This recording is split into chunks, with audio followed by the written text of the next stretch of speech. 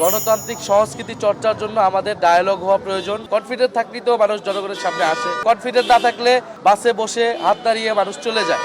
এখন এটা তার বিষয়, বল এখন তাদের কোর্টে। শফিকুর রহমান জামাত ইসলামের আমির, উনি কিন্তু জনাব তারেক রহমানকে ওপেন ডিবেটের জন্য আহ্বান জানিয়েছেন।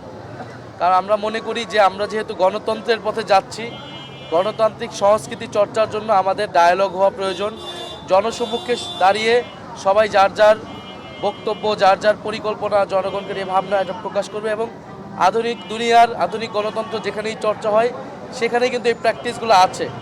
ফলে বাংলাদেশে এই প্র্যাকটিসটা শুরু হওয়া উচিত আমি মনে করি, এবং এটা আসন ভিত্তিকও হওয়া উচিত। এটা ন্যাশনাল লেভেলেও এই ডিবেট হওয়া উচিত, জনগণ দেখুক যে মানুষ তাদের জন্য কী চায়। আমি মনে করি যদি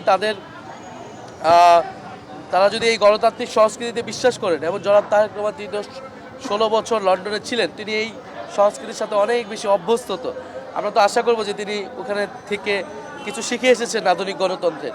তো সেগুলা আমাদের দেশে এখন চর্চা করার সময় এসেছে।